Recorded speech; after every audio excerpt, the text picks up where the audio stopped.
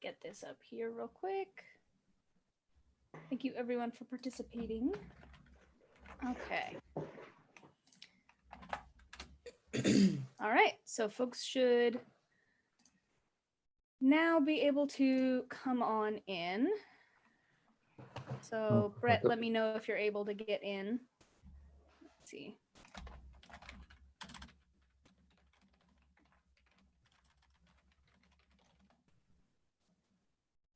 Okay. Hi everyone, welcome in. We're just gonna do a little bit of housekeeping, give us a few, just a minute or so to let people in, and we will get started. Okay. Welcome everyone to this installation of Fighting Back, part of our series talking about the lessons from AIDS for COVID-19. My name is Lee Pfeffer, and I am the Museum Operations Manager at the Society, also in charge of running our programs. And so tonight we're gonna start off with me just letting you know a little bit about the format of the evening and the way we're going to use Zoom and the question and answer, and then I will pass it over to Terry, who is going to be our moderator for the evening. So everyone who is in here as an attendee, you have a couple of different options for how you can interact during the event. We have, you have a Q&A button that you can select, and you can ask questions. What we're going to do is we're going to do probably an hour 15 conversation, and then we will move it over to a question and answer section. Please, if you have questions throughout the entire evening, feel free to send them through the Q&A. We don't need to, you don't need to hold them back until the end. We'll keep an eye on it, and I request that you please put the questions in the question and answer function instead of the chat, because again, you have another option to interact, which is the chat button. Please feel free to have conversations amongst yourselves and send comments that everyone can see. You just need to select to everyone. But if you put questions in the chat, sometimes they can get lost if it's an active and lively conversation. And then once we get to our question and answer section, if you do have something that you want to express verbally, if you're unable to use the Q&A function, or if it's just something that doesn't work for you, you can select the raise hand button, and you should be able to signal to us that you have something that you would like to contribute. And with that, I would like to pass it over to Terry, who will lead us in our conversation. Great. Thank you so much, Lee, for doing all the work behind the scenes to make this series happen every week. My name is Terry Beswick, and I'm the Executive Director of the GLBT Historical Society. Thank you, everyone, for joining us here tonight, and especially our esteemed panelists. It's always great to see each of you, and really appreciate you giving us your time tonight to talk about these important issues. This series actually began in our museum in the Castro a few years ago after the inauguration of Donald Trump. And just in line with our mission of trying to make history relevant, we thought we would do a monthly series where we talk about a hot button contemporary issue and try to put it into a historical context. And make it intergenerational, and it was a pretty good series on a monthly basis. And then we closed the museum, of course, with shelter in place, and we took this online, and we decided for a few months at least to focus specifically on COVID. And in the LGBTQ community, of course, we have so much experience dealing with epidemics and with HIV and AIDS in particular. And so we thought we would look at COVID through the lens of AIDS and think about how we can approach different issues that we're sort of struggling to define and deal with now, and use the experiences around AIDS to inform that struggle. So, so tonight we're going to dig into homelessness, and it's definitely a hot button contemporary issue. It has been for many years. And I'm really delighted to have this panel of experts to come together to share your experiences with us and your knowledge. So to begin with, I'm just going to go through, and bear with me as I read the biographies of each, very short biographies of each of our panelists before I open it up for questions. And I think we're probably going to start with just talking about homelessness, how we got to this place with our unhoused neighbors, in particular in the San Francisco Bay Area. So to begin with, Brett, hi, how are you? Brett Andrews serves as the Chief Executive Officer of San Francisco-based PRC. I'm a former client, so I'm really happy to have Brett on board here tonight. PRC is a nonprofit whose mission is to help people affected by HIV/AIDS, substance use and mental health issues, and help them realize their best selves by providing the support and services needed to reclaim their lives. He also is a member of the San Francisco HIV/AIDS Provider Network, the San Francisco Human Services Network, the Mayor's CBO Task Force, the Mayor's Methamphetamine Task Force, our City Our Home Oversight Committee, and the San Francisco Economic Recovery Task Force. Put a plug in for arts and culture organizations, please, on the Economic Recovery Task Force. He serves on the boards of the National Working Positive Coalition and the California Association of Alcohol and Drug Program Executives. Jennifer Friedenbach, I'm so delighted to have you on the panel tonight. Jennifer is the Executive Director of the Coalition on Homelessness, San Francisco. She has worked for the coalition for 25 years and previously was Director of the Hunger and Homeless Action Coalition of San Mateo County. Ms. Friedenbach has a long history of community organizing and has worked on a range of poverty-related issues. During her tenure, she has achieved significant victories alongside homeless people, including successfully fighting for the creation of thousands of exits off the streets and halting of displacement of thousands more. Margaret Kuschel, MD, is a professor of medicine at the University of California, San Francisco, and director of the UCSF Center for Vulnerable Populations and UCSF Benioff Homelessness and Housing Initiative. Excuse me, she's a practicing general internist at Zuckerberg San Francisco General Hospital. Thank you, Dr. Kuschel, for being with us tonight. Nick Large is a member of our board of directors, actually, at the Historical Society. He's also a queer, mixed-race, Japanese-American activist, policy analyst, and drag queen in the Asian and Pacific Islander drag troupe, the Rice Rockets. As a policy analyst, Nick supports communities in their efforts to end homelessness through technical assistance, trainings, and designing tools and materials that aid communities in effectively utilizing funding and employing best practices. Nick's current project involves working with communities to examine disparities in homeless systems to further to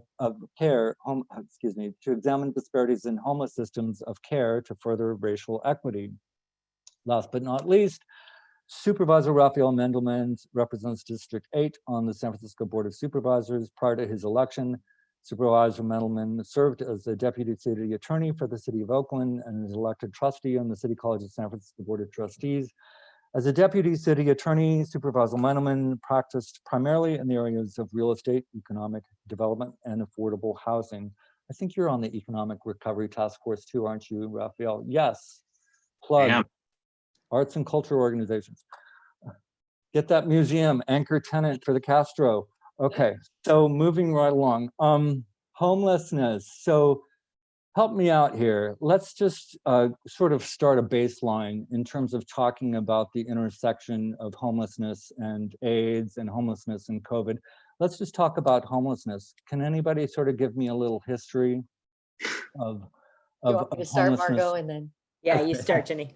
Okay, so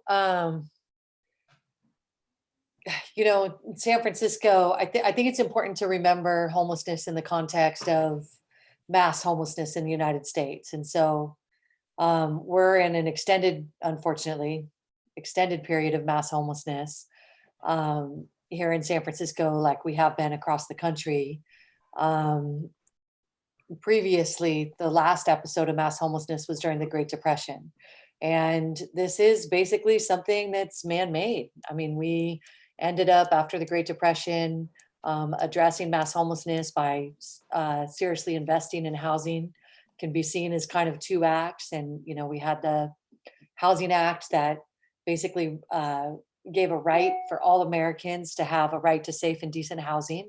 And then we started backing away from that right with the onset of neoliberal policies, and got so severe, starting in 1978. But then by the time 1983 hit, we had cut our federal housing by 78%.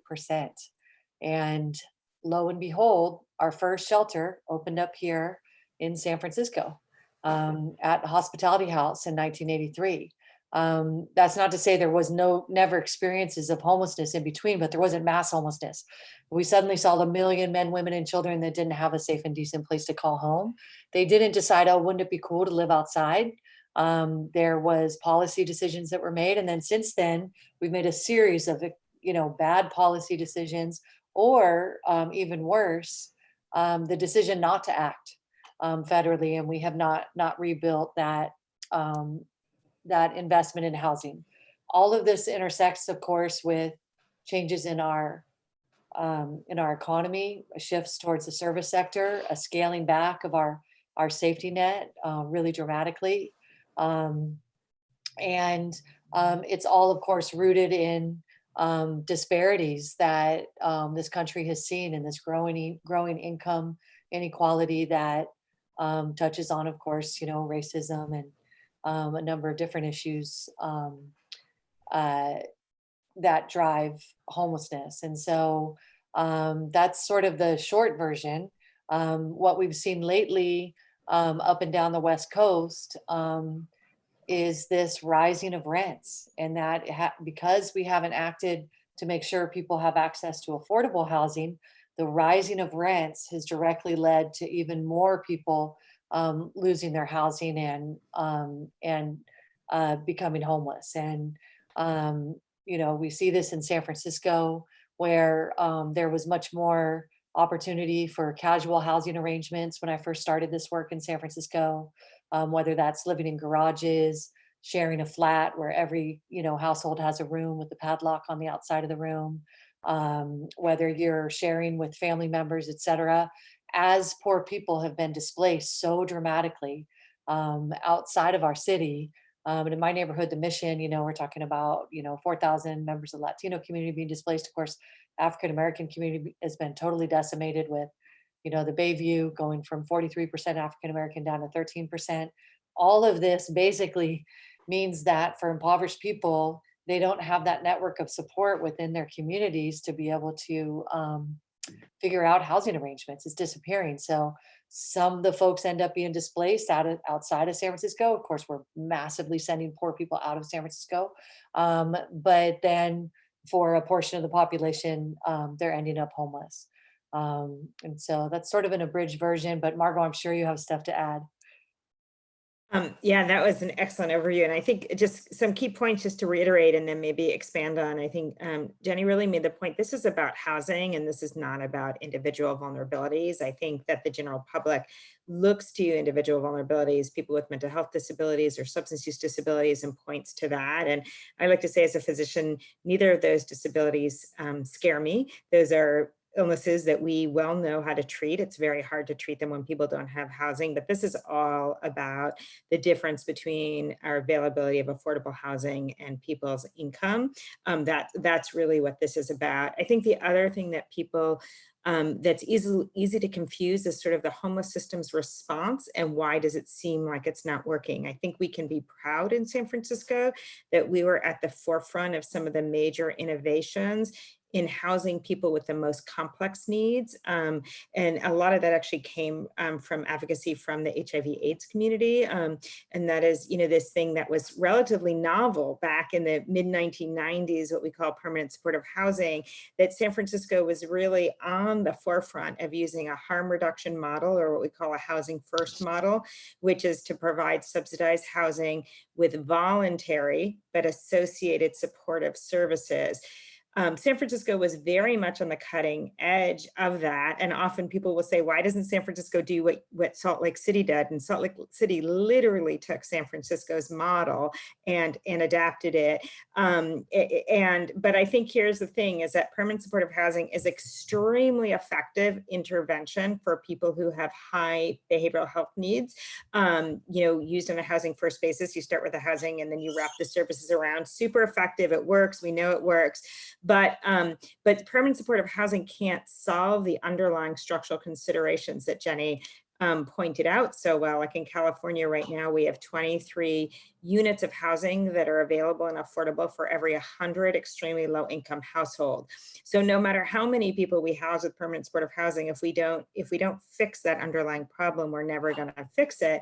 And then whenever you have a scarcity, when you have a scarcity of something, it's marginalized communities that bear the brunt of it. And that's why we see such disproportionate homelessness among the LGBTQ community. We see it among our Black and African American neighbors, in a city that is down to less than 6% of the population is Black and 37% of the people experiencing homelessness are Black. And so those are, among others, those are two communities that have been disproportionately impacted from this scarcity.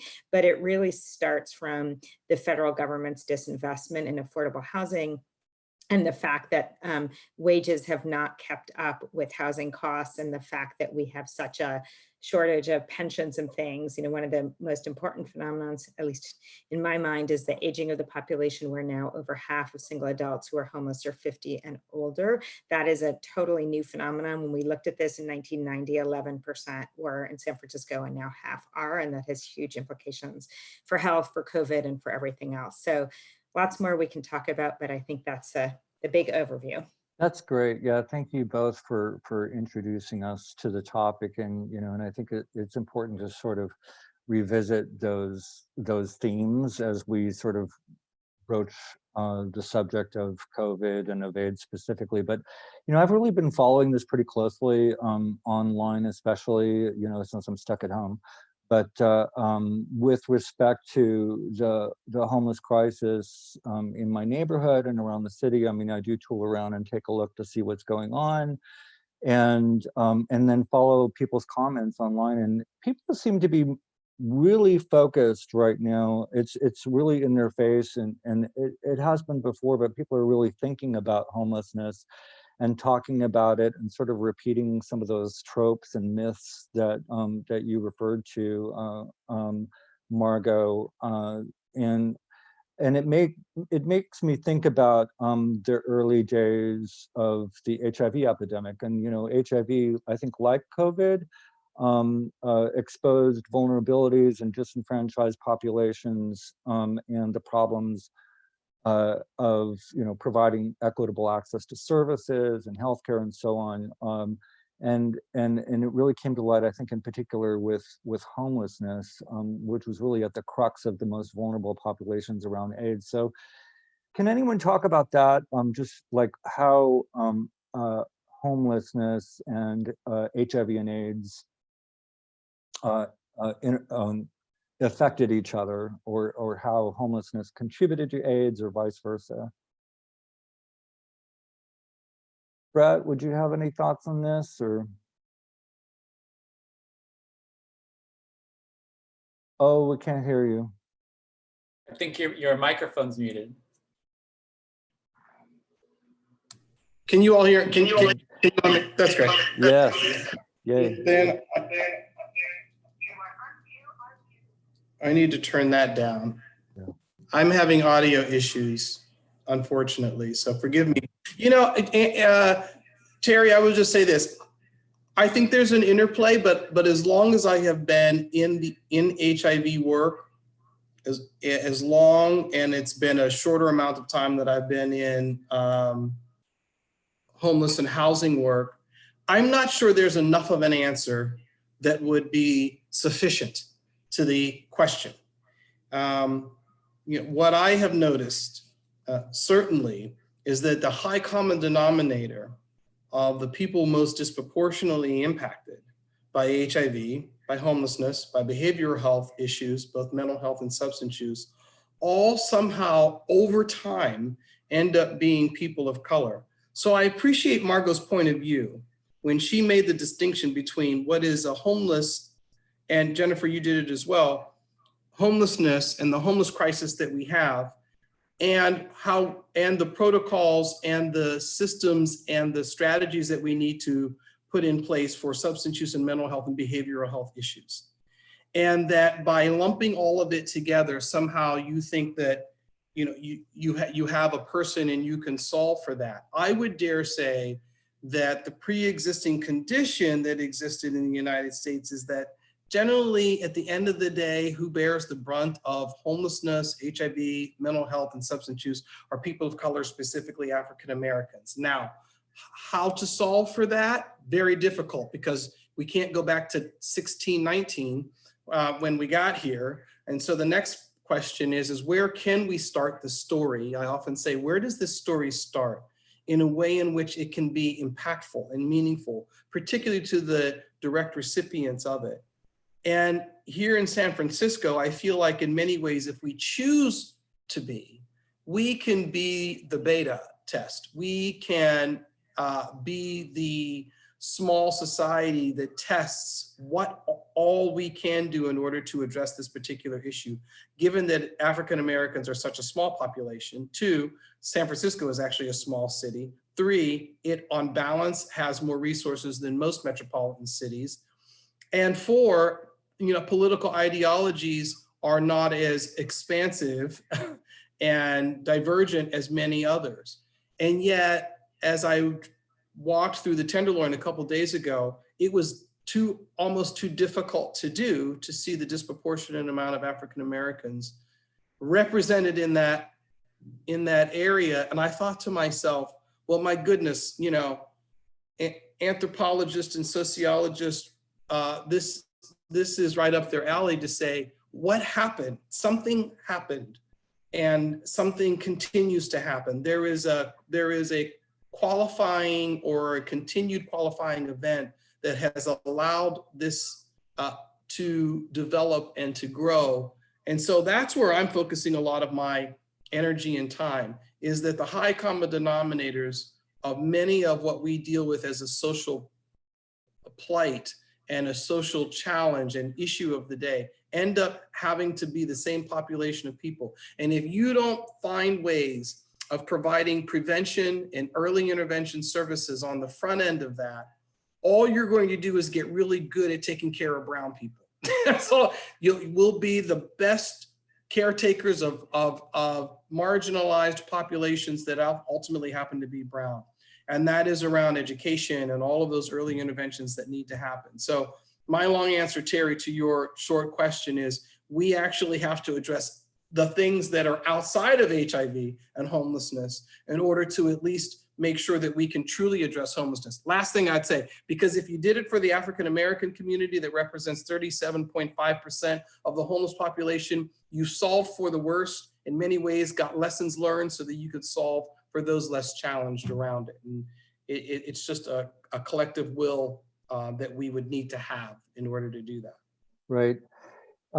Yeah, we've got some real big thinkers here on this panel, obviously. And so we're going to be repeatedly stepping back and getting the long view, and then hopefully we can dig into to talk about today. And we often use the term homeless crisis, and that gets tossed around a lot, or AIDS crisis, or now, COVID crisis. And, I think of homelessness and the intersection with COVID in particular as being not just another continuation of the homeless crisis, but it's an epidemic, an infectious disease epidemic like AIDS on top of it. And so there's a lot of different factors that are sort of feeding in there. And Nick and Raphael, Raphael, I see you pregnant with thought. You want to say something?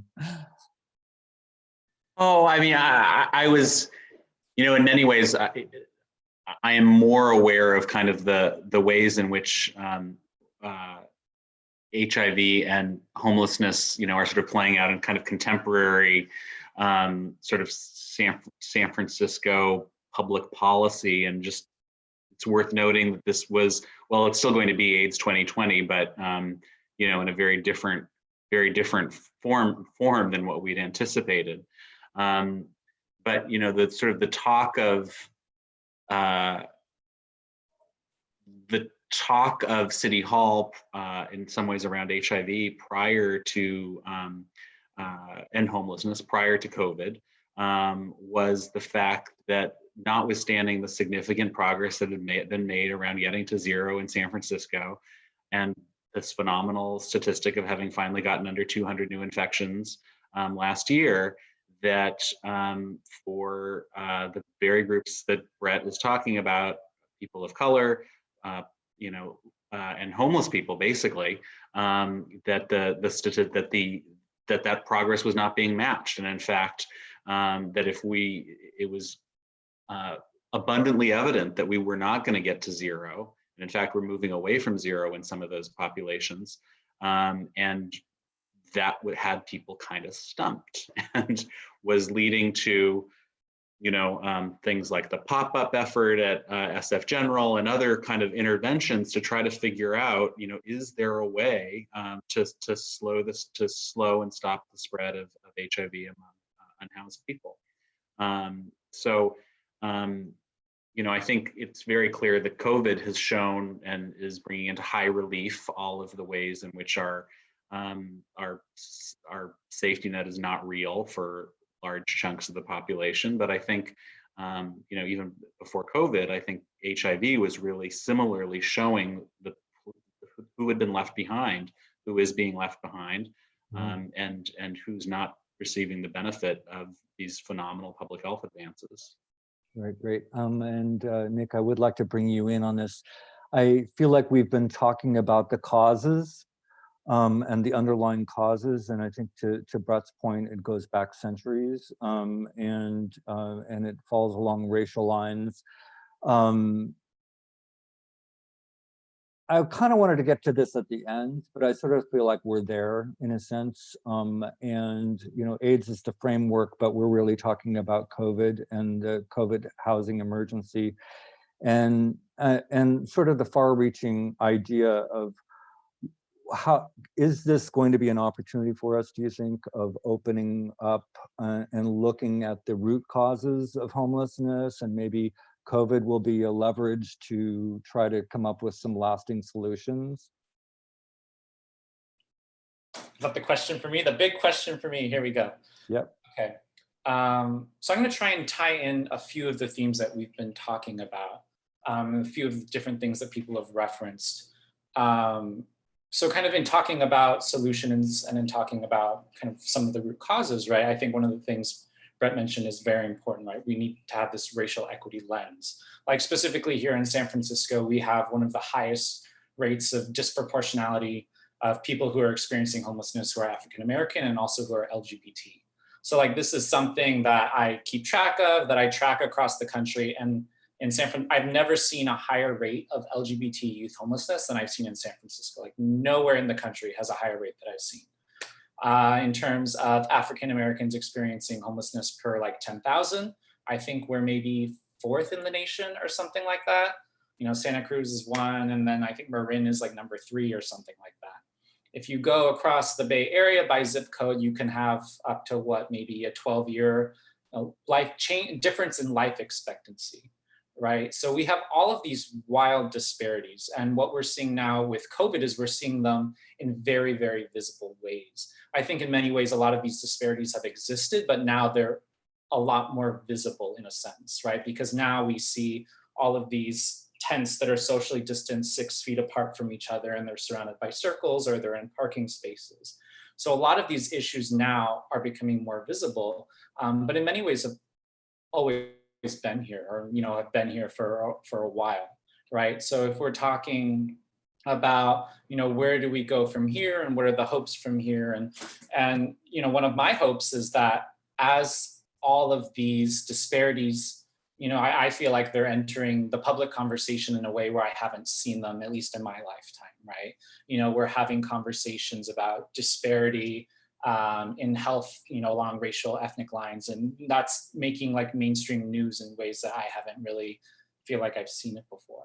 So in a sense, like when we're talking about these root causes now, and when we're looking at them, I think that's like a step that we need to take, that we've been needing to take for a while. Right. So, and I know you're a policy analyst, and Margot, you're a researcher. And and I'm thinking about, what does the research show? What is the experience? I kind of feel like from my knowledge of the addressing homelessness, in particular around the AIDS crisis, but even outside of that, has been kind of patchwork. And I was familiar with some of the early efforts that were done on a community basis, and I'm thinking in particular of my friend Hank Wilson at the Ambassador Hotel, and just an amazing pilot project that he created there from scratch and no resources, of bringing together a really holistic effort to address homelessness and health issues in basically a jury-rigged hospice setting, really, at the time. And there were other efforts like Hopwa, which were like really important, but it was also kind of piecemeal, and seemed to be targeted and addressed, and you had to sort of meet the qualifications for the program. So I'm just thinking, what has worked and what has not worked, and what are we doing now? I guess. For homelessness, Yeah. I mean, I think we actually know what works. We know what works. We just have never been able to get the public buy-in to do it for scale. And I think we've kind of perhaps failed in communicating it, and failed in messaging that, for instance, the fact that homelessness is increasing is not because permanent supportive housing doesn't work. And it actually sort of terrifies me with this administration that there has been a lot of leadership and talk of what we need to turn back on these housing first principles, when in fact we have about as solid as evidence for that as we have for anything that we do. We actually have actually the only place where we've been able to actually show that housing directly impacts health, and it's not that it doesn't impact health. It's that it's been hard for us to show it, is that with HIV, we have really pretty convincing evidence that that if you take people from homelessness into housing, you see a direct result on viral load, and you therefore see a direct result on life expectancy, transmission of the disease. I mean, it's actually, in some ways, HIV has these clearly measurable outcomes that make it, in a weird way, easier to study. And so that is actually the only disease model where we actually have really convincing evidence that housing improves health. But I joke that, like, I spent a lot of years memorizing the Krebs cycle to spend most of my time working on housing, and that's because it became really clear to me that there's literally nothing we can do in healthcare that's as powerful as housing if you're talking about someone who's homeless, which is a very vulnerable, obviously, population. And so we know what works. We know that if people have significant behavioral disabilities, they need to be offered housing that's deeply subsidized so that they pay no more than 30% of their income on it. It needs to be done on this housing first basis, which literally means you do not need to treat your substance use disorder. You do not need to treat your mental health disorder before you get the housing. That cannot in fact be a precondition for the housing. You need to start with the housing. That was sort of the Ambassador Hotel's genius, right? You start with the housing, and when people are in housing, you wrap services around them. We kind of know that the answer is housing. And so I like to think about it very clearly, like, if we could actually suddenly come up with a housing that everyone could afford on 30% or less than their income, we could basically house nearly everybody. Some people will need a lot of services, some people will need a little services, and some people will need no services. I feel like housing crises, usually homeless crises, get blamed on mayors and board of supervisors, city council members. It gets blamed on them. And actually, they have the least power actually to do anything about this. It's really— Thank you, Margot. and then the next people it gets blamed on are like governors and state senators and assembly members. They have a little more ability to do something than local government, but still not. And then we completely let our federal officials off the hook. And just to give some statistics that are just really obvious, like I you can look around at my room. My husband and I own this house, and that means that the federal government subsidizes my housing on a very large level. So I like to start my talks by saying I live in subsidized housing, and people kind of look at me and they're kind of like, huh? Any of those of us who own our housing live in deeply subsidized housing. But we don't subsidize renters' housing. And in fact, if you meet the criteria for rental assistance, which is extremely strict, so forget about the fact that a lot of people actually need rental assistance and don't meet the criteria. But even if you meet the criteria, only 1 in 4 households in the US get it. The list to even get on the waiting list for that in San Francisco opened up last year, a couple years ago, for like 3 months for the first time in a decade. You can't even get on the waiting list for that. If we changed that, yes, we need to change some zoning laws. Yes, we need to produce some more housing. If we change that, homelessness would go away. If we gave people a living wage, right now, the housing wage in the Bay Area is about $45 an hour. And, we're fighting for 15. Well, $15 an hour, we can't even get people to, or we barely can get people to, and that won't get you housing. You need $45 an hour to pay for housing in the Bay Area. It's not complicated. It's a complicated political calculus. And I think because I don't think, and this is just to say to what Brett is saying, like 1000%, I don't think we can separate homelessness from the insidious effects of structural racism, right? Remember that housing is the main way that Americans have built wealth. Remember that until very recently, Black Americans were quite literally and legally, by the way, it was totally within the law, basically cut out of the housing market through redlining, through, racial covenants, through the inability to get housing through GI Bill, which is one of the reasons why Black Americans have like 1/63 the wealth of white Americans. We now have fair housing laws on the books. They're really poorly policed, or police is the wrong word, but you know what I mean? So that we know that Black families and Black households enforced, thank you. Black households pay more money for the same housing as white families do, and then you realize like our entire educational system is built around our housing system. So those old racial covenants like sort of tells you how good your educational access is, all of these things, the racism in the criminal justice system, the racism in the employment system. That's why we have such deeply disparate outcomes.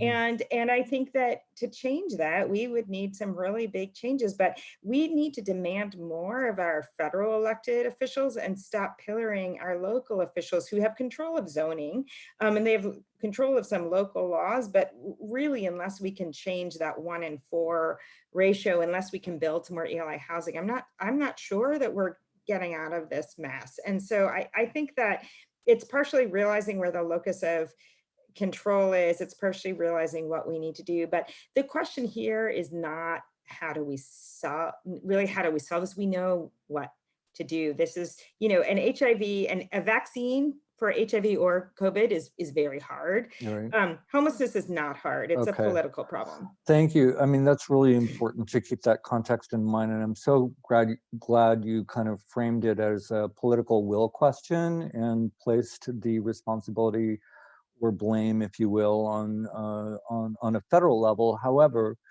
I think you're talking about systemic solutions for homelessness itself. And those systemic solutions are going to take time. And that's not something that we have right now, of course. And that's why, and I think on a local level, advocates and politicians, including everyone on this panel, have a role to try to come up with the shorter term solutions. And I understand it's a flood. And the flood is going to keep coming until we have a systemic solution. But right now we have this pandemic. So, Jennifer, thoughts? Yeah, I mean, I know we're going to do questions and answers at the end as well. But I think a lot of the questions that I'm seeing on the Q&A are around how can we make a difference? How can we, I mean, we're in this crises mode that's now, I realized, I went back and looked at the mayor's press conferences and, we're basically going back 10 weeks now as we're talking about how to address this. And when the city started procuring hotels, although it took until about 6 weeks in before the first person was housed off of the streets into a hotel. Which is really frustrating. And we still have thousands of hotels that are offered that the hotelers would be willing to allow folks to move into, but that remain empty. And today we have about 1,100 unhoused people in either hotels or or RVs since COVID started. We still have about 1,000 people in shelter. And,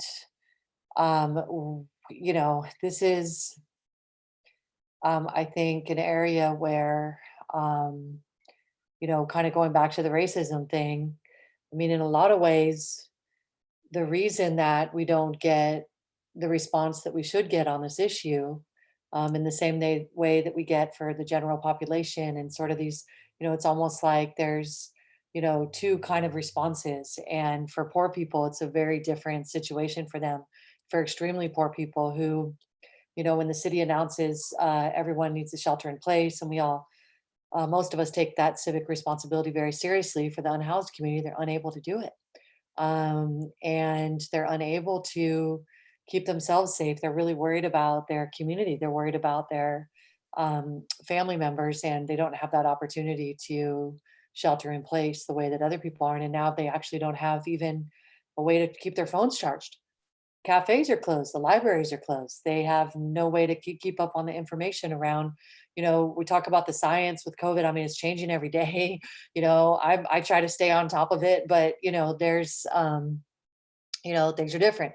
We're going to be immune. Now we're not immune once we have it. You know, I mean, these things are, you know, constantly in flux. And so, so this is really important information. So I think, you know, for the unhoused community, it's been absolutely brutal, this COVID virus. And then, you know, but the response in San Franciscans in terms of fighting back and what that means, and has been also phenomenal.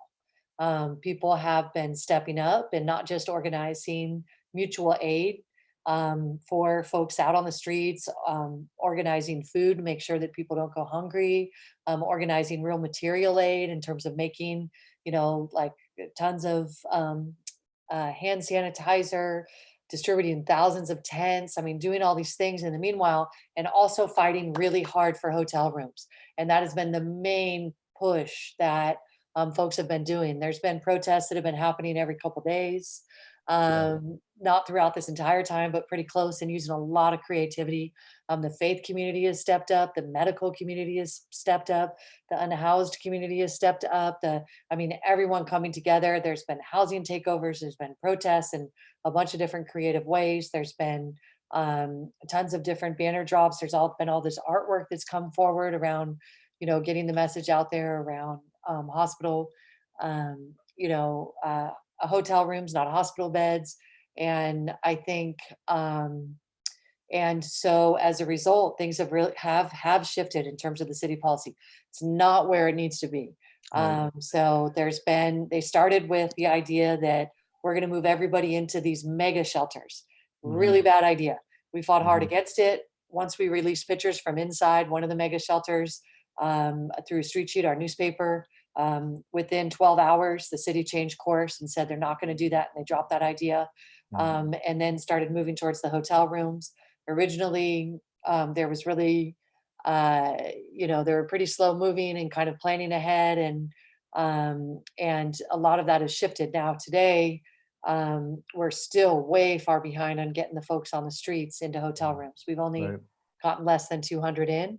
So we got a long ways to go, but they did move a lot of folks that were vulnerable out of shelters. We would have preferred they closed the entire shelter and move the entire operations into hotels. And then that way you could better utilize the staffing and don't have that. And you can move other folks off the streets in there.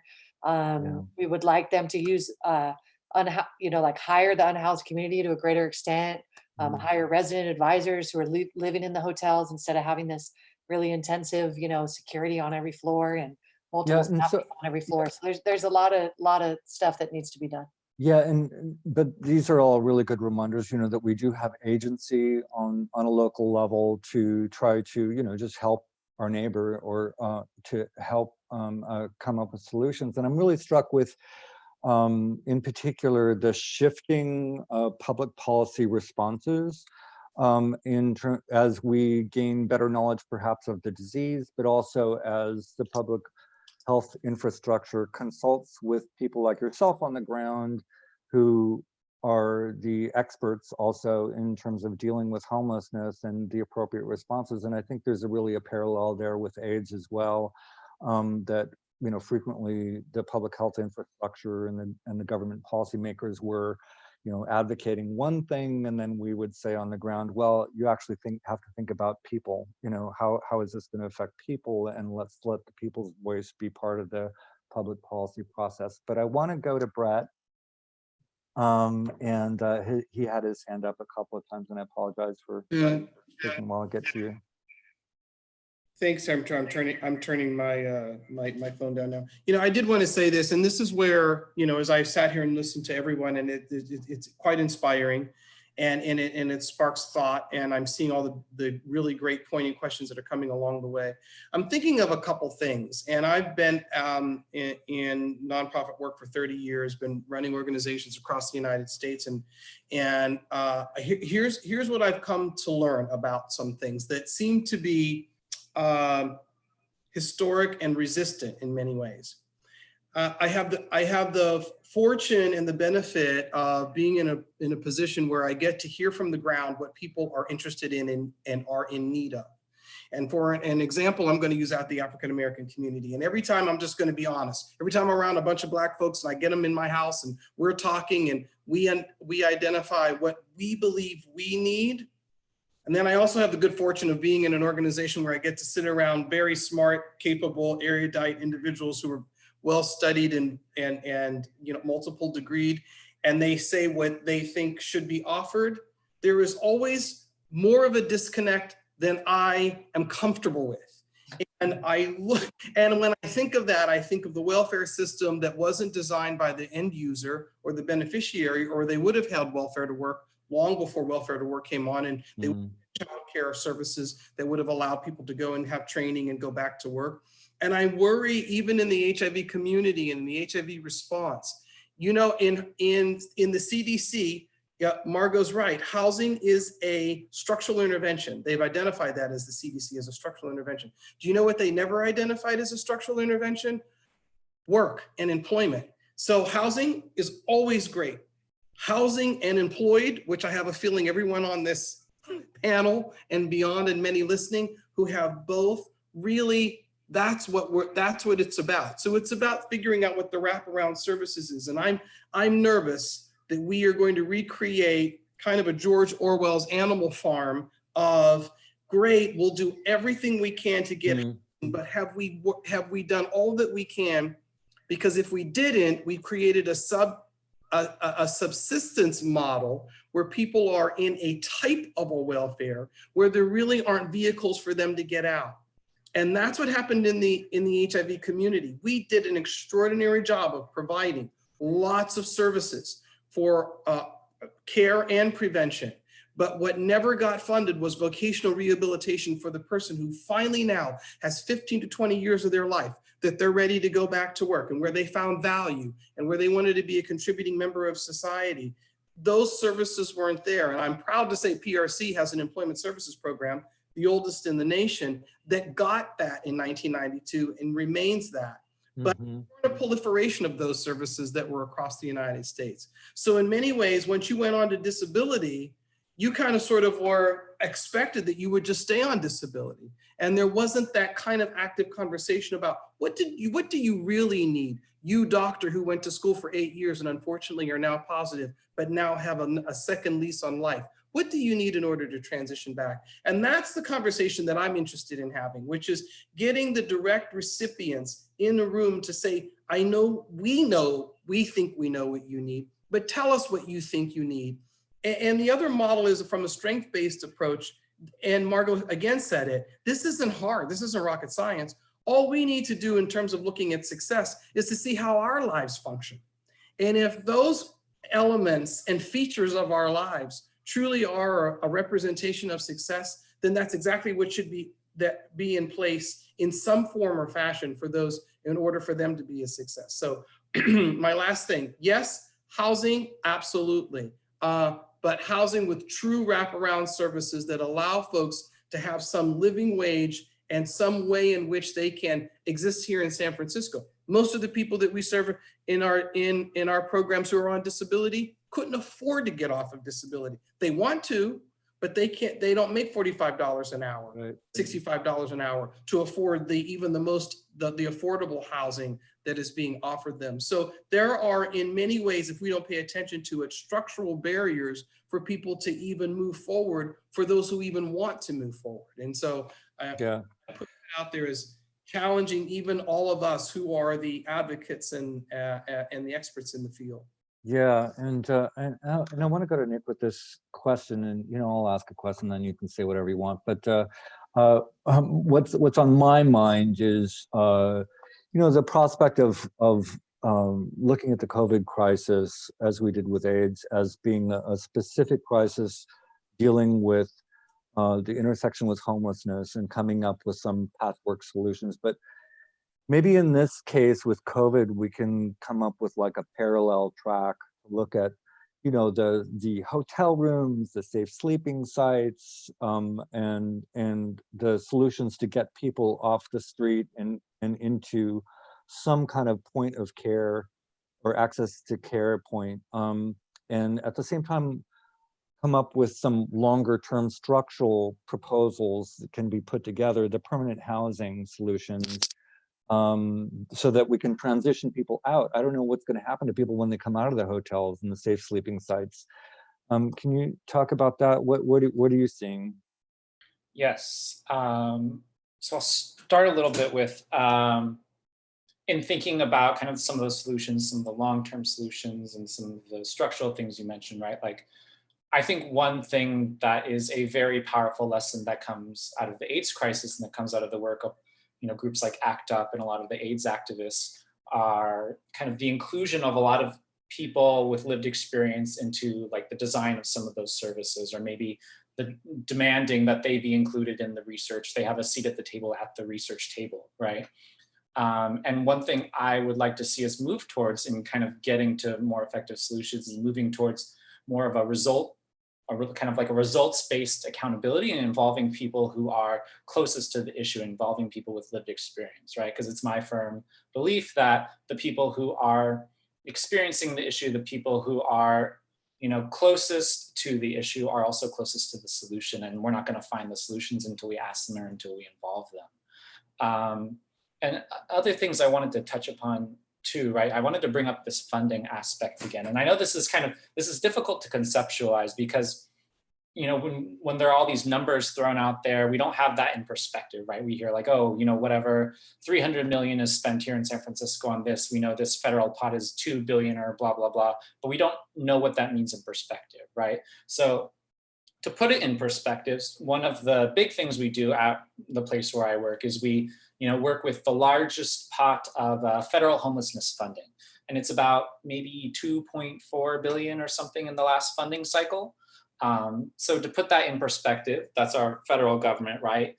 And if we compare that to other things our federal government spends on, we spend maybe each aircraft carrier, if we want to buy one, is like 12 billion. So a single aircraft carrier is like 12 billion? The entire kind of pot for federal homelessness funding, I think last year, 2.4 billion, around there. Margot can let me know if that's the right number, but that's the perspective, right? And then talking about, okay, what happens with that funding and how do you spend that funding when we get it, right? So from my perspective as someone who offers technical assistance, who works with these communities and supports them in their efforts to reduce and end homelessness, one thing I wanted to touch upon that was brought up was this kind of idea of how strict these requirements are, right? And how difficult it really is to get, rental assistance and work with these funding streams. So like these funding streams are some of the most complex, like full of shit funding streams that exist out there. So there was one, there was a technical term. It's a technical term, but not my official home base perspective or message. But to kind of give you a little anecdotal story, right? There was one community we were working with. They were a domestic violence provider, and they were thinking about applying for this grant that was like $50,000. And they ended up not applying for the grant because the reporting requirements and all the requirements they would have to comply with in order to get that grant ended up costing more than the grant itself.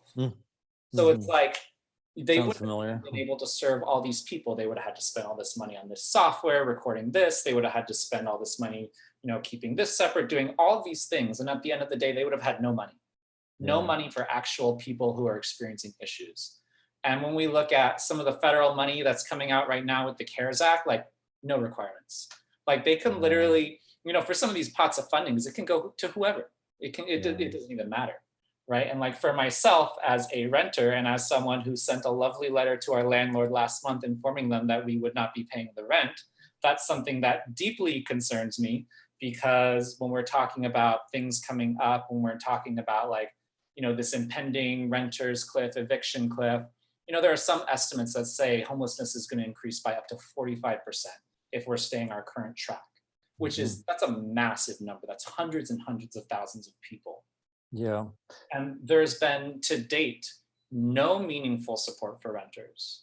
Nothing. Like an eviction moratorium, that's great, right? So we have until December to cry in our room. And you'll still owe when it's over with, but right? at the end of that, like, okay, well now we owe all of this back rent. How are we going to pay for it? And the answer is still like, we don't know. Right. And that's something that, we have 50% of the people in California are renters roughly. So that's a lot of people. Yeah, that's all really interesting. And I want to kind of touch back on one thing that you brought up, which is, just the opportunities that COVID has opened up. And some of us old AIDS activists have been thrilled and also kind of like bittersweet about it. It's like, wow, you mean it's really possible for researchers to collaborate before they publish, for them to share their findings, and not have to go through peer review and all that kind of, and it's really possible for trillions of dollars to come down and be directed out, and so on. And so it is kind of amazing when there is a political will, what is possible. I'm currently not paying back my student loan for 6 months, because I went to grad school when I was 50, and it's kind of nice, but it was considered sort of ridiculous to forgive student loans even a few months ago, or to consider that as a policy. So it's really kind of interesting. But to the political will thing, each of you kind of touched on that, and Raphael, I'm interested in it. And before we go to the questions, I in particular want to hear your thoughts on this.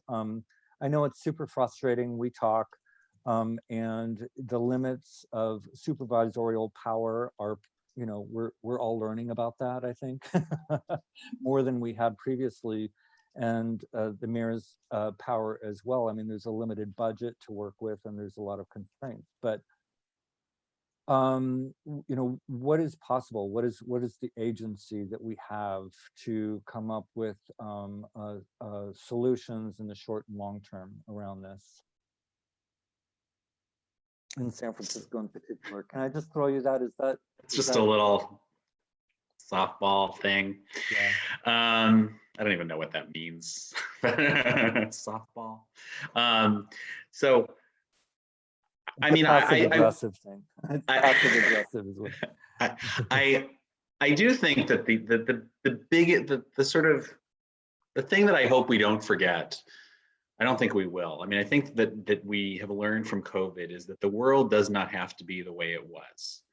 That we as a country, as a world, even as a city, can dramatically change the way we have been doing things like overnight. And so that's like one set of, I think, really an important thing to kind of like take, to understand. I also think it's the case that, and not to, I think to echo, some of what Margot and some of what Jennifer have said, the federal government really, really matters. So if you look at the COVID response, yes, we as a city turned on a dime, shut everything down, and still couldn't provide our public health providers or anybody really with the PPE that they needed to do the, to keep themselves safe and to keep their patients safe and to keep the people they were engaging with safe. we still, 2 months into this, because of the federal government, are not able to test in the ways that we should be testing people. We should have begun a testing regime 2 or 3 months ago that at this point would have us expanding our workforce, and our testing and tracing wouldn't be 60%. It would in San Francisco, which is leading the way. It would be 90% in San Francisco. So on the one hand, COVID shows like we can change things and do things really differently. And it also shows that our ability as a city to do things differently is really limited when we are inhabiting when we are here in a country that has its values and dollars so mismatched, as you know, as Nick has talked about.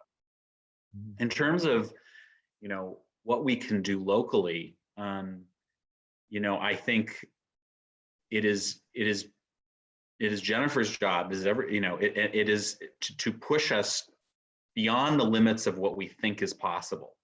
And, you know, I would look back at even, you know, Proposition C 2 years ago, which was cooked up by activists, was far greater in a dollar amount than anybody probably in City Hall thought could get passed. And yet they got the thing passed. And ultimately, we will be able to do extraordinary things with those Prop C dollars when we can finally touch them. So, you know, even then, kind of absolutely, and what has been done locally, I have no doubt that the progress that the city has made on hotels is in part the result of the persistent demands for hotels that have come from the community, that have been advanced by my colleagues on the Board of Supervisors. And the mayor and her administration are the people who actually do the work. So even if we were to say, and we have said, that there should be 14,000 hotel rooms made available,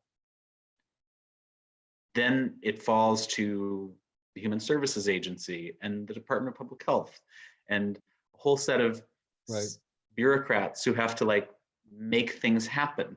And seemingly, I mean, and they will continue to be pushed, I'm sure, but they haven't been able to come up with hotel rooms, not for all unhoused people in San Francisco, but not even for the vulnerable people who they themselves would acknowledge they could get paid for out of FEMA if they could figure out how to do it. Like, we are far away from putting in hotels, even those people who we could get the reimbursement for. And I don't think that's any more. I mean, I don't think that's that is a municipal failure necessarily, any more than the PPE, than the lack of PPE, the lack of testing. Like, this is a city, 2 months ago, we were not set up to solve homelessness. And so we haven't been able to do it over the last 2 months. I think the hotels that have been brought online is a success and not nearly enough, which is, you know, why I've been sort of advocating for safe sleeping sites and other things as well. I love your piece in the BAR today, by the way. Yes, well, thank you for your work on that. Yeah, so in COVID, we have to do the best we can with the resources that we have. Post-COVID, we will continue to try to do the best we can with the resources that we have. I think in a lot of ways, San Francisco is leading the way in its response to the COVID crisis. But it's going to be really hard for us to come up with long-term solutions to this other ginormous public health crisis without a different set of responses and help from the federal government. So, and Raphael, I really appreciate you like acknowledging the role of advocates. I mean, you are also an advocate, but outside government advocates, in terms of, I think, you know, coming up with creative solutions, whether it's cash, money, or pushing for what may seem impossible in terms of setting a goal.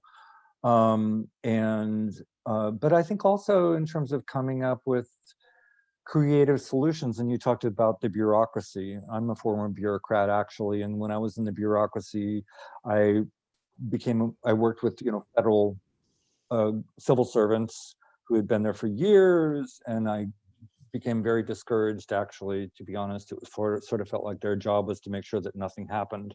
And so that's kind of like the mindset. But Jennifer, like, limited resources, existing structures, existing rules, what's your strategy? Ask for the moon and see what you can get.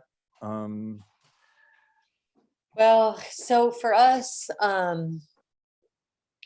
we try everything. So we do legal interventions. So we have a couple lawsuits against the city going right now. We find that's often an awesome crowbar to kind of crack open doors that are slammed shut.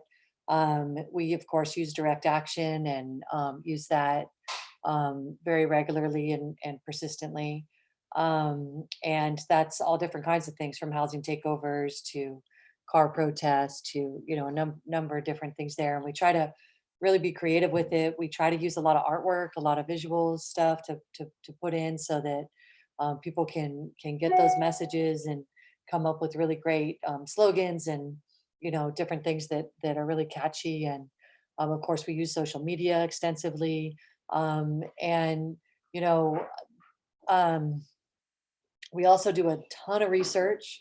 So like during this COVID, we've been doing a lot of conversations with, you know, folks that are, that have all this wealth of information, like Margot and a lot of the medical community, and have had a number of different reports that we put out based on that.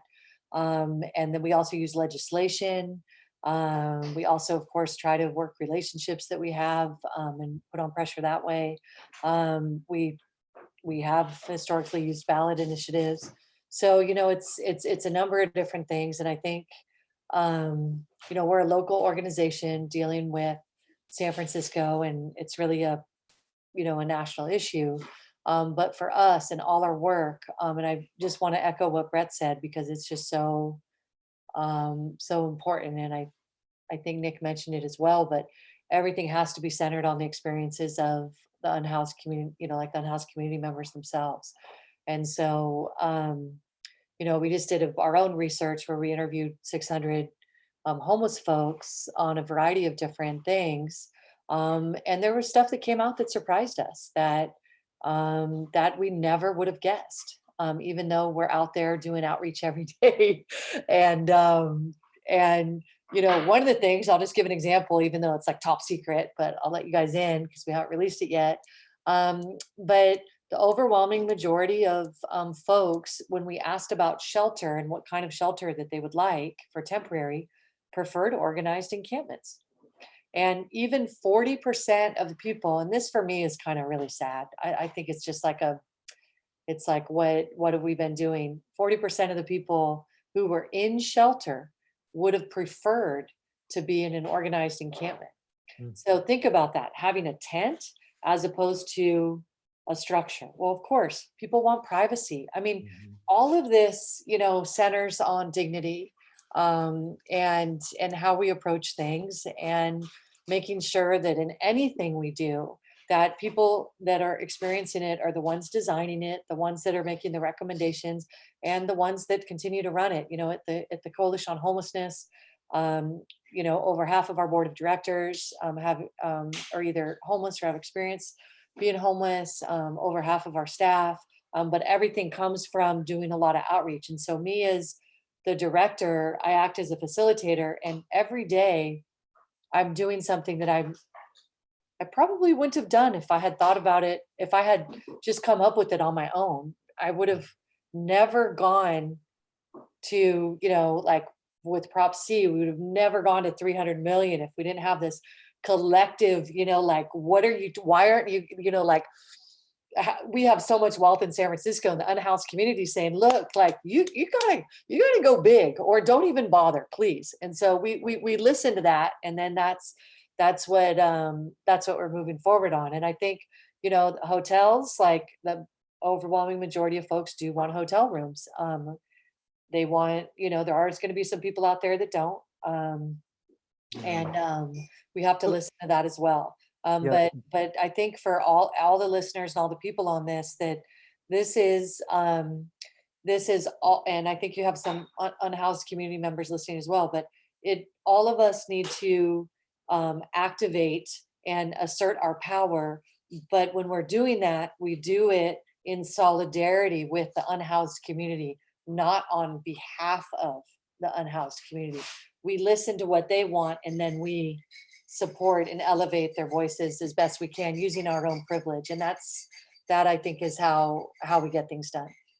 Thank you for saying that. And I think that is definitely echoes, our experience during the AIDS epidemic. And I know several of you were, part of that as well, or currently are. And patient empowerment was really something that really took hold, I think, beginning historically with the Denver Principles Conference, and where we crafted a list of principles that we all needed to abide by in structuring, what we're asking for. But it was mostly centered around participation in the decision making. And that really became the mantra, and I most closely worked around treatment and research. And, we became, participants in the design of the clinical trials, and also advocates for, structuring clinical trials and so on and so forth. And I think that was throughout the industry. So how do we tie research, how do we tie these principles to practice, to public policy, I guess, is the question. And I do want to get to some of the questions that are in the chat, but I feel like we've kind of gotten to a lot of them, and this is one that's kind of coming up. How do we tie in what we know that the homeless community wants, and what the research shows is needed, and tie that to public policy in a really thoughtful and effective way? Question. Anyone want to take that? Nick. I can say something. So one thing I think is you just bring people in and you pay them for their time and their expertise, right? So when I first kind of started at Homebase, one of the earlier projects I had is we were interviewing across the country, and we were trying to see what's really effective, like what makes an effective outreach team, and people were like, oh, you need this degree, you need this qualification. There was this list people were kind of throwing around, people thought. And like one of the most effective things is like you have someone with lived experience. Like that was just like the most effective thing that was like found out of it. It's like, oh, you just like bring someone in who like knows people. And it was just like such a simple thing, right? And it's a thing I think a lot of communities are moving towards now, right? You see a lot of communities who have these, usually they're called, it's like a lived experience advisory board or something like that. Like Santa Clara has one. And what they do is if there's like a new policy or there's a new kind of proposal they're trying to do, they'll run it by that group, and that group will point something out based on their lived experiences, based on their like understanding of the issue as they have experienced it. And I think that's already in a lot of places been very effective at doing it. I think what's tricky about that is like funding, right? Because again, we're talking about these federal funding streams. Now with some of there's all these flexibilities with different funding streams that are happening now at the federal level, but it's still like really complicated, and you can't like pay someone on a lived experience advisory board with a lot of these kinds of pots of money. So we got to really get creative in how we're funding these things. So how you were talking about, Terry, right, about the creativity of AIDS activists and how they kind of found these creative solutions and protests and advocacy. I think that's one thing we really need to learn from a lot of those activists, right, is the creativity. Like for better and for worse, like one of the first things I started doing during shelter in place was I watched all these old like AIDS documentaries. It was, at first it was a little depressing, but it was also really inspiring. And I think one of the most inspiring things, right, is how people just demanded a seat at the table and the ways in which they did it, right? Like we have so much money here in San Francisco. Like the amount of money we have in the Bay Area is just ridiculous. We have it's the third highest per capita rate of billionaires like in the world. Like it's not a question of if we don't have the resources. We have the resources here. We just need to demand them. Mm-hmm. Like everyone, tweet at all of our local billionaires, ask them what they're doing. If you work at XYZ company, ask your company how they're contributing. Like there are so many things we as individuals can also do, right? You know, there's hearings for when a new navigation center is going to be put up, when, you know, a new affordable housing complex is going to be put up. Like, you can go to those hearings and you can say something, it's public, right? Like, I've been at so many of those planning commission meetings where they're putting up a new affordable housing structure and people are like, oh, I don't want this here. Like, I don't want this in my backyard, blah, blah, blah. And like, there was one I was at and it was like, you know, affordable housing and it was 120% AMI, which is like 150,000 for a family of 4. So everyone was worried that, oh, we're gonna have all these like poor people here, but like, it's like 120% AMI. It's like, yeah, I remember in the late 90s, I was working as a reporter for the BAR, and I was covering this effort to establish a queer youth shelter in the Castro up at, and Mark Leno was the supervisor for District 8 at the time. It was scary. It was kind of scary to see, you know, what especially the homeowners and the merchants in the neighborhood, how they expressed themselves in those public meetings. I mean, they almost turned into riots. You know, I mean, it's so scary that we're going to have 10 homeless youth with some kind of shelter in the middle. So anyway, I digress, but I want to talk a little bit about the shelter, safe sleeping sites. And especially in light of what Jennifer is telling us, she's given us a sneak preview to say that a lot of homeless folks, they're saying that that's what they want. And we've seen the experience down at actually just a few yards away from the AIDS vigil was for many years at UN Plaza is now the Safe Sleeping Village, which is about where Camp Agnos was actually, which partly brought down Mayor Agnos. So that's the first effort. It seems to be going well. There's some plumbing in there and there's some hand washing stations. I don't know what kind of testing is being provided or access to care or what the transition plan is going to be. But what's going on with Camp Everett? Raphael. Yeah, and I think one good thing about COVID is that it is an opportunity. I mean, it is an opportunity to try new things, and you know, the city had been putting a ton of effort and frankly a ton of money into expanding its shelter bed capacity prior to COVID, and I think you know, in some ways good, but in some ways frustrating, because you know, I think Jennifer would say that, you know, a shelter bed is not a solution to homelessness. It is a temporary place to be, and you don't want to be diverting resources really that you could be using for permanent housing solutions, permanent supportive housing, to super expensive shelters. And so even before COVID, I had been exploring with city staff, you know, whether it might not make sense to try some kind of sanctioned site somewhere or network of sites that theoretically could be done at a larger scale and more quickly as a place for people to be. Because as a district supervisor, I am incredibly well aware of the game of whack-a-mole that the city plays with unhoused people. I receive tons, I and the district police captain and the mayor and everybody receive increasing complaints as encampments grow. You know, we demand resolution of those. Resolution usually means folks are moved, but not too necessarily anywhere, but just dispersed from where they are, which creates a ton of stress for them. Sometimes they lose their belongings, sometimes they lose their medication in that process. You know, so it's all been not terribly successful, I think. And so I was hoping that we would do something like safe sleeping sites even before COVID.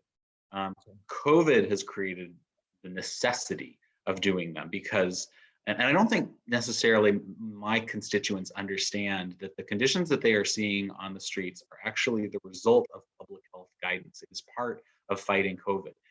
Fighting COVID means not having people in congregate living situations if they can be in some other situation. And it is better for people in many cases to be in a tent on the street than to be in a shelter where they may get COVID. At least that is, I think what we're hearing from the public health professionals.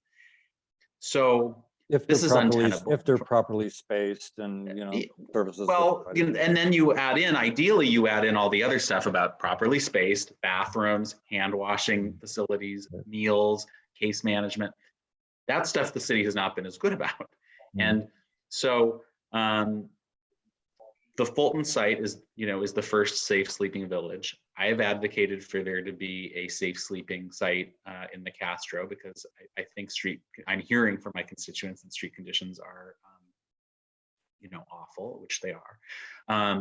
And so, Everett is owned by the school district, which makes it complicated, but the members of the school board are totally committed to trying to be part of a solution.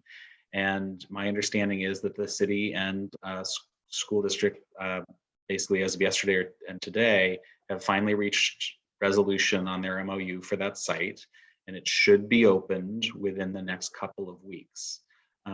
So it would be either the 2nd or the 3rd, I think there's, or the 4th, because there's sort of a safe sleeping site in the Bayview already, I think. And then there may be one in the Haight. And we will see if these work. They're going to have, staffing. They're going to be run sort of like navigation centers. The commitment from HSH and HSOC is that they're going to try to work with everybody who goes in to find some kind of resolution that may work for them, whether it's, Homeward Bound, which has been relatively successful for the city, or a permanent supportive housing unit if there's one available, or a hotel room if somebody is part of a vulnerable population, or or some other resolution. And that is the hope. But I think it's an experiment worth trying. And if this is actually more cost effective than, say, navigation centers, maybe it makes more sense to do these than a massive network of nav centers, which take and are more expensive. Thank you for the update. So a couple of weeks. Yeah. All right. It's Brett, I just want to call out that PRC has now runs the former Baker Places programs also, which has a lot of transitional housing, in particular around substance abuse and HIV, and you've got the new Hummingbird project also, which is super exciting. Is that up and running now? Did that get slowed down? It got slowed down by COVID. Oh, shoot. Yeah. Slowed down by COVID. But we're doing some design and a little bit of pre-construction. The supervisor has been such a stalwart supporter. It is in, I think, legally your district. It's on that side of the street. So 3 blocks from my house. Exactly. So that's lovely. And, and I appreciate, to someone's point earlier, that the whole NIMBY thing that came up, and we did a couple community meetings, and, it was alive. And I appreciate you, for suffering really the community slings and arrows, because you just can't have it both ways. You can't say solve it, but yet don't solve it in my backyard. Mm-hmm. My grandmother would say, pick one, because you can't have both. And, that's just the stark reality of it. I did want to just acknowledge, many of the people, some PRC folks who were even on the line. So shout out to them. There's a lot of questions I know were flying around, and wanted to give folks an opportunity to reach back and check in on a couple things. Okay, we only have a few minutes left, and I feel like we got to a lot of the questions, and maybe sideways, but we got to a lot of the questions here. Some of them are like really specific around literacy issues among homeless, around transitioning people to permanent housing. We talked about Lava May. Harry asks about Lava May, and I think they closed down. Are they back, or what's going on with Lava May? Do you know, Jennifer? They've reduced their operations in San Francisco pretty dramatically. They are available in some other locations. There was a shower that was put at the Bayview site, and that was purchased by St. Francis Village. And once they closed down that Bayview site, then they moved the showers to Civic Center. So the folks next to Asian Art have showers there. But it is a huge issue. The shower access right now is, which was always bad, is really bad. Right. Yeah, and and I think again, I said this earlier, but I really appreciate the really thoughtful comments and background around the root causes of homelessness, and really trying to think forward about what the real solutions are, which clearly I think we've arrived at a solution, which is political, and it's about political will, and it's about funding and creating appropriate programs for long-term solutions. But what we're dealing with here is a not just a homeless crisis, It's a COVID homeless emergency, and so so I wonder if we could just like go around and talk about what's the outlook for dealing with the emergency. What's the most pressing thing that we can do today to help to prevent infections among homeless people, and of course the resulting infections of people that they would come into contact with, which include everyone from frontline healthcare workers, first responders, to neighbors.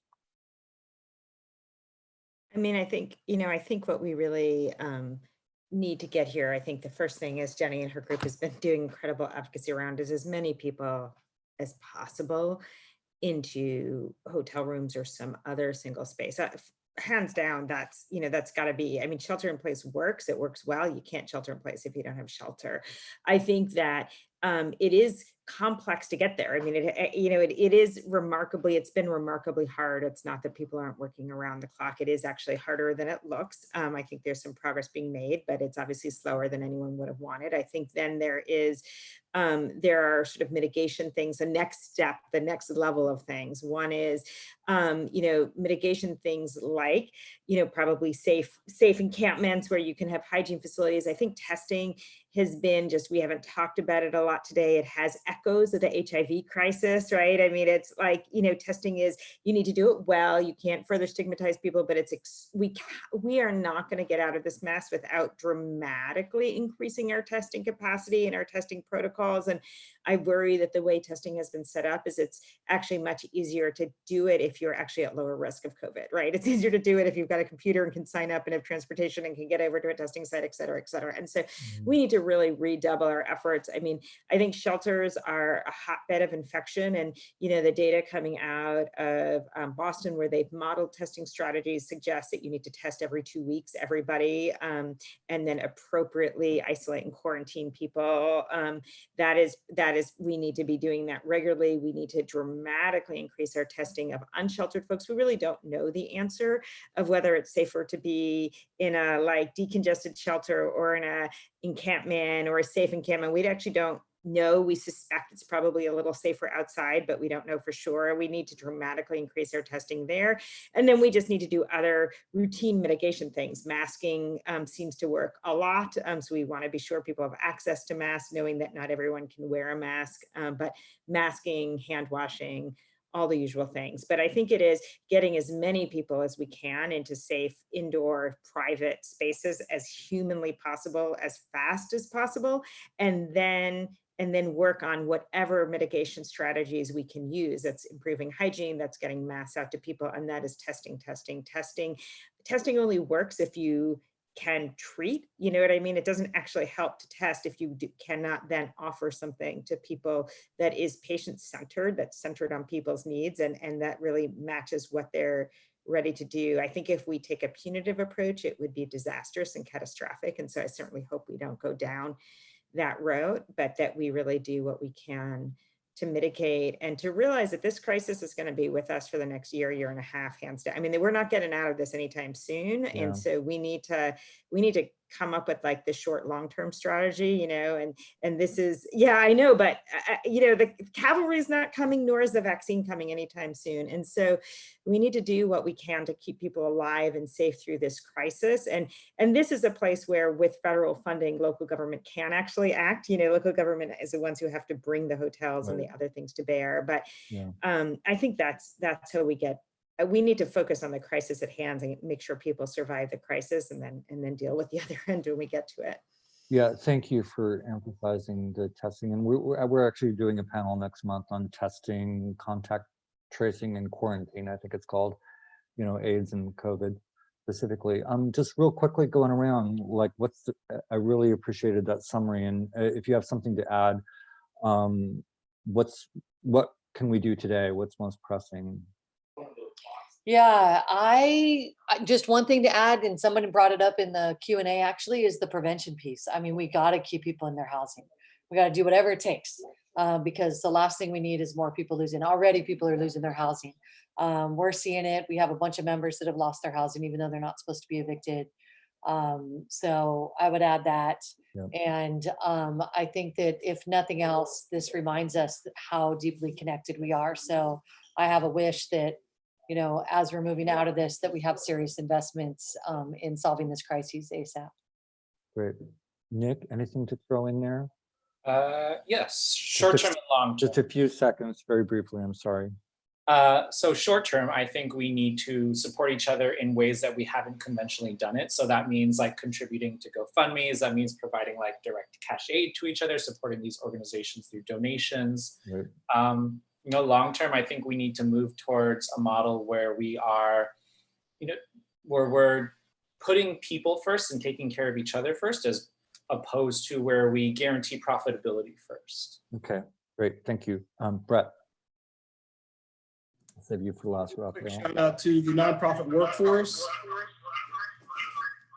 It is just about 18 to 20,000 strong. It represents our middle class. We don't do well with investing in it. We don't have pipelines of paraprofessionals and professionals and licensed professionals. We need to do all that we can to keep them here in San Francisco, things that we did for teachers and for police, around housing, subsidies and otherwise. I want to stay focused on that because I think the behavioral health fallout from COVID hasn't even begun. And we need to be geared up and ready for that as well. And I know Margot certainly gives a thumbs up on that. And we just put a $38.5 billion request to Congress for COVID-19 response for behavioral health services. So I just want to shout out to our current workforce and the workforce that we need going forward. Great, thank you. We'll have to do, I definitely want to do a panel on employment, and I'll follow up with you hopefully on that. But Raphael, final comments, and you know, and I just want to throw out there that sort of the unspoken issue here is this the head of the federal government that we have right now, and so I feel like everything that we're doing is crippled in a